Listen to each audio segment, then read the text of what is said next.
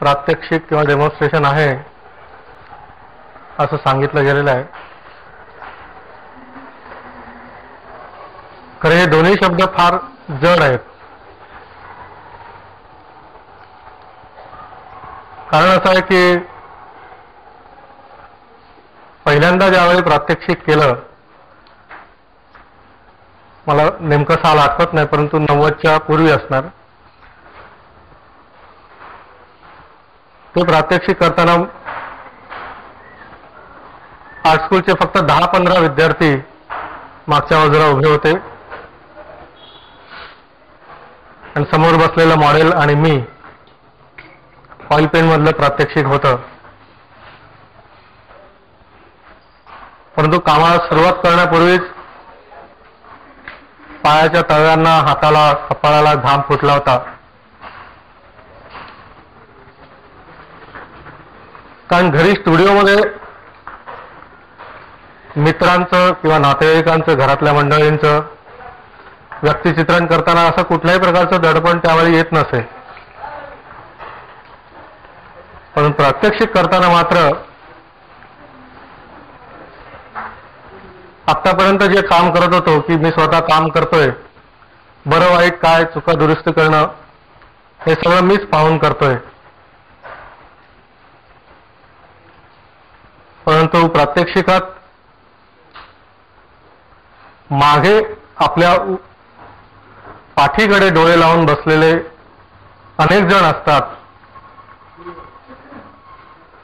आणि नेमकं आपण कुठे चुकतं, आपलं कुठे चुकतं हे पाहत असतात. आणि जर बरोबर झालं नाही तर काय होईल अशी भीती निर्माण झाली होती. हे प्रात्यक्षिक करत असताना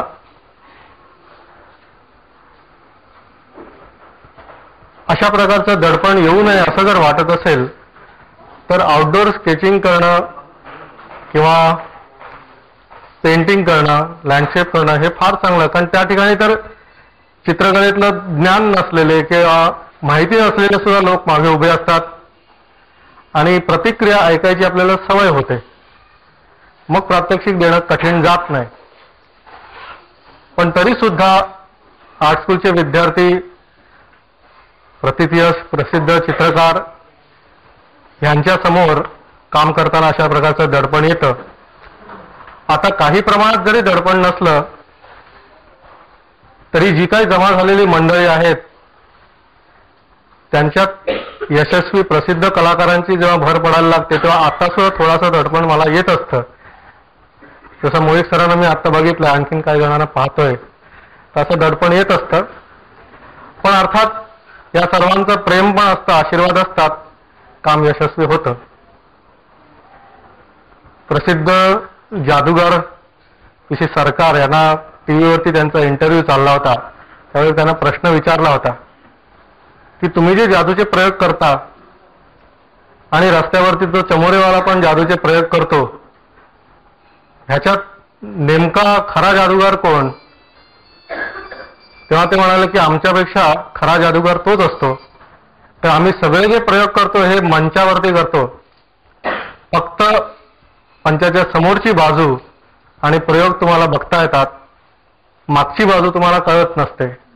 परंतु चमोरीवाल्याच्या मात्र चारही बाजूने लोकांगोळा झालेले असतात आणि तो त्यातही जादूचे प्रयोग करून दाखवतो.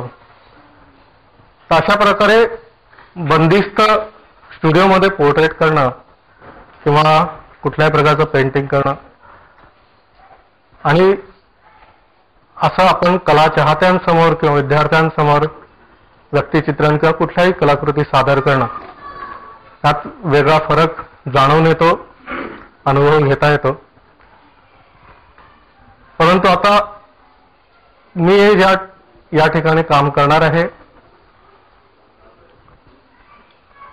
त्यामध्ये आतापर्यंत आर्ट स्कूलमध्ये शिक्षण जे झालं आणि त्यानंतर मी जे काम करत आलो, अनेकांचं मार्गदर्शन लाभलं.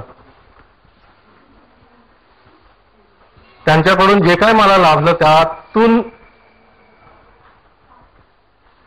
मला जे शिकता आलं ते मी या ठिकाणी करून दाखवणार आहे. जर काही चांगलं चित्र झालं तेही त्यांची देणगी आहे याची मला जाण आहे. जर चुका झाल्या, कुठे गडबडलं चित्र, तर तो माझा वैयक्तिक दोष आहे. एवढंच मला सांगायचं आहे. आणि जसं जसं काम होत राहील तसं मध्ये मध्ये आपण गप्पा मारू शकतो, प्रश्न विचारता येतील. माझ्या परीने उत्तर देण्याचा मी प्रयत्न करेन. एक 5-10 मिनिटातच आपण कामाला सुरुवात करू. धन्यवाद.